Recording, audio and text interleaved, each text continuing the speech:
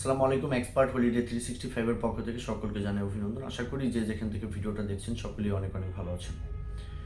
আজকে আলোচনার মূল বিষয় সেনজিন ভিসা পেতে গেলে আপনার প্রয়োজনীয় ডকুমেন্টস সমূহ কী কী। তবে আলোচনার পূর্বে আন্তরিক রিকোয়েস্ট, চ্যানেলটি অবশ্যই সাবস্ক্রাইব করবেন পরবর্তী ভিডিওগুলো দেখার জন্য। এছাড়া আপনাদের যদি কোনো মূল্যবান মতামত থাকে চাইলে কমেন্টস বক্সে টাইপ করতে পারেন। আমরা সময় সুযোগ বুঝে আপনাদেরকে ভালো একটা অ্যান্সার দেওয়ার চেষ্টা করবো ইনশাআল্লাহ। বন্ধুরা, বাংলাদেশ থেকে বর্তমান সময়টাতে যারা সেনজিনভুক্ত যে কোনো দেশে একটা ভিজিটর ভিসা নিয়ে যদি ভ্রমণ করতে চান, সেক্ষেত্রে কিন্তু অনেক ধরনের প্রয়োজনীয় ডকুমেন্টস প্রয়োজন হবে, যেটার বিপরীতে কিন্তু আপনি ভিসাটা পেয়ে যেতে পারেন। আর সেই ধরনের ডকুমেন্টস যদি আপনার কাছে ঘাটতি থাকে তাহলে কিন্তু সেই ভিসা পাওয়াটা পসিবল না।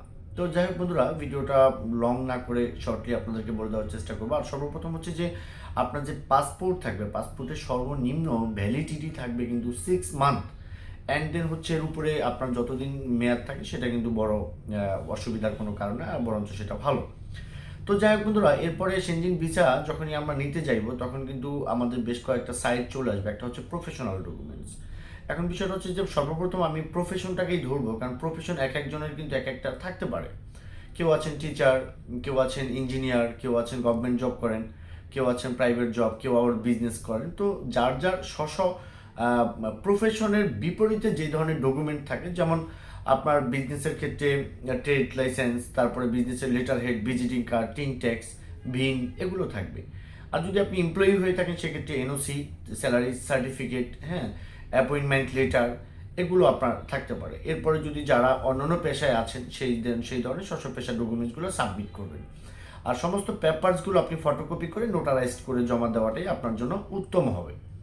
সেকেন্ড আসি আমরা ফাইন্যান্সিয়াল যে ব্যাপারটা আছে, অর্থাৎ আর্থিক সাফিসিয়েন্ট কিনা আপনি। তো ভিজিট ভিসার জন্য যদি আপনি কোথাও যেতে চান সেক্ষেত্রে অবশ্যই আপনার ডকুমেন্টের ভিতরে প্রধান এবং উল্লেখযোগ্য যে বিষয়টা ব্যাংক স্টেটমেন্ট, সলভেন্সি। তো আপনি যদি জব করে থাকেন তাহলে অ্যাকাউন্টে একটা হলেই হয় যে আপনার সেভিংস আছে বা জব স্যালারি অ্যাকাউন্ট আছে, সেটাতে আপনি অ্যামাউন্ট দেখালেন। সেটা আপনি সিঙ্গেল ভ্রমণ করলে 15 থেকে 20 লাখ টাকা দেখালে ভালো।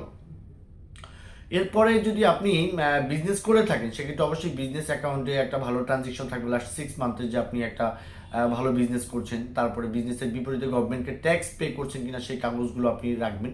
পাশাপাশি আপনার ফ্যামিলি ইনফরমেশন, আর যদি আপনি বিবাহিত হয়ে থাকেন অবশ্যই ম্যারেজ সার্টিফিকেট, নিকানামাটা আপনি দিবেন।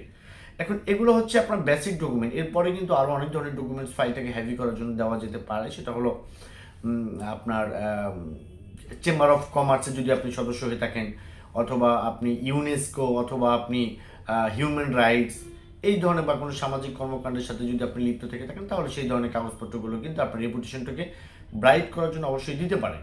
তারপরে হচ্ছে যে অনেকে আছেন যে অ্যাসেট ভ্যালুয়েশন, যেমন অনেকে নগদ টাকার বাইরে থাকে, জমি, ফ্ল্যাট, গাড়ি, এগুলো কিন্তু আপনি খুব সুন্দর পরিপাটিভাবে সিএ ফার্ম দিয়ে একটা অ্যাসেট ভ্যালুয়েশন করে তারপরে কিন্তু ফাইলের সাথে দিতে পারেন। তো যাই হোক বন্ধুরা, এগুলো গেল আপনার ডকুমেন্টের যে বিষয়টা। এরপরে যেগুলো মানে একদমই অ্যাপ্লিকেশন রিলেটেড যে ধরনের ডকুমেন্টস প্রয়োজন হবে সেটা হচ্ছে যে অ্যাপ্লিকেশন লাগবে আপনার। সেনজিনের অ্যাপ্লিকেশনগুলো আপনার ওয়েবসাইটে গেলে আপনি বিএফএস এর ওয়েবসাইটে গেলেও আপনি পেয়ে যাবেন, বা সুইডেন এম্বাসি ওয়েবসাইটে গেলেও আপনি কিন্তু সেটা খুব সহজে পেয়ে যাবেন। তো ফর্মটা আপনাকে খুব সুন্দর পরিপাটিভাবে ফিল আপ করতে হবে যাতে করে কোনো ধরনের ইনফরমেশন মিস্টেক না হয় এবং কেউ ইনফরমেশন কোনো বাড়তি দেওয়া না হয়, যেটা কিনা আপনার ভিসার ক্ষেত্রে প্রবলেম করবে।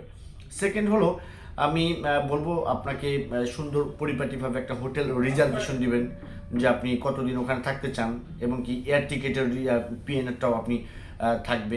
তারপরে হচ্ছে যে আপনার একটা ট্রাভেল ইন্স্যুরেন্স থাকবে, যেটার একটা ভ্যালিডিটিটা থাকবে ডিউরেশন টাইমের মধ্যেই।